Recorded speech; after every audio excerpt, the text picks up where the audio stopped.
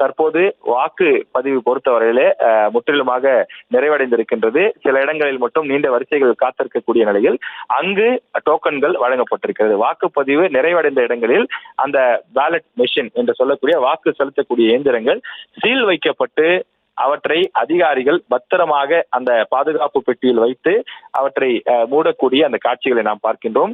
ஒவ்வொன்றுக்கும் ப்ரொசீஜர் இருக்கிறது. அனைத்து இடங்களிலும் ஒரே மாதிரியாகத்தான் அவற்றை நிறைவு செய்ய வேண்டும். இது அதிகாரிகளுக்கு ஏற்கனவே பயிற்சிகள் வழங்கப்பட்டிருக்கிறது. இந்த பயிற்சியில் ஈடுபடக்கூடியவர்கள் ஆசிரியர்கள், வருவாய்த்துறையில பணியாற்றக்கூடியவர்கள், பள்ளிக்கல்வித்துறையில பணியாற்றக்கூடிய பல்வேறு துறை சார்ந்தவர்கள் என்று அதிகாரிகள் பலரும் இதிலே ஈடுபட்டிருக்கிறார்கள். எனவே பலர் முன்னிலையிலே இந்த வாக்குப்பெட்டி பத்திரமாக சீல் வைக்கப்படுகிறது. இந்த சீல் வைக்கப்பட்ட எந்திரங்கள் ஒவ்வொரு தொகுதியிலும் இருக்கக்கூடிய ஸ்ட்ராங் ரூம் என்று சொல்லக்கூடிய அந்த பாதுகாக்கப்பட்ட இடத்திலே கொண்டு சென்று வைக்கப்பட்டு அந்த அறைக்கும் சீல் வைக்கப்பட்டு காவலர்கள் 24/7 முழுவதுமாக கண்காணிப்பிலே சிசிடிவியும் வைத்து கண்காணித்துக் கொண்டிருப்பார்கள்.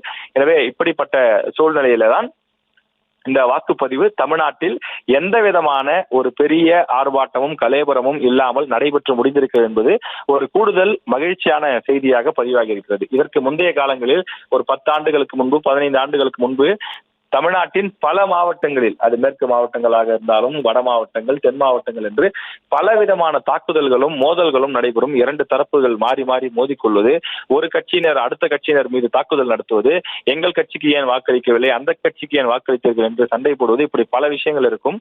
ஆனால் இந்த தேர்தல் எந்த விதமான ஒரு பெரிய போட்டி, பொறாமை, குழப்பம், அடிதடி, வெட்டுக்குத்து போன்ற எதுவும் இல்லாமல் தமிழ்நாடு அமைதி பூங்கா என்பது போல ஒரு அமைதியான முறையில் நடைபெற்றிருக்கிறது. அங்கொன்றும் இங்கொன்றுமாக சில சலசலப்புகள் இருந்தது. ஆனால் கடந்த காலங்கள் போல ஒரு பெரிய குழுவாக தாக்கிக் கொள்வது போன்றவையெல்லாம் இல்லை என்பது ஒரு மிகப்பெரிய ஆறுதல் தரக்கூடிய விஷயமாக அமைந்திருக்கின்றது. ஒரு பண்பட்ட சமூகம் என்பது இது ஒரு வாக்கு, உனக்கு பிடித்த கட்சிக்கு நீ வாக்களிக்கிறாய், எனக்கு பிடித்த கட்சிக்கு நான் வாக்களிக்கிறேன் என்பதோடு கடந்து செல்ல வேண்டும். ஒரு ஆரோக்கியமான ஒரு போட்டியாக இருக்க வேண்டும். அதை விடுத்துவிட்டு தனிநபர் தாக்குதல் நடத்துவது, ஒருவர் மீது ஒருவர் காயங்கள் ஏற்படுத்தக்கூடிய வகையிலே செயல்படுவது ஆகியவையெல்லாம் இருக்கக்கூடாது என்பதுதான் தொடர்ந்து விழிப்புணர்வு பிரச்சாரங்களாக முன்வைக்கப்பட்டது. அதுபோன்று இந்த தேர்தல் ஒரு அமைதியான முறையிலே நடைபெற்று முடிந்திருப்பது எல்லாருக்கும் மற்றொரு புறம் மகிழ்ச்சியை கொடுக்கின்றது. தமிழ்நாடு முழுவதும் வாக்குப்பதிவு நடைபெற்று தற்போது சீல் வைக்கக்கூடிய பணிகள் நடைபெற்றுக் கொண்டிருக்கிறது.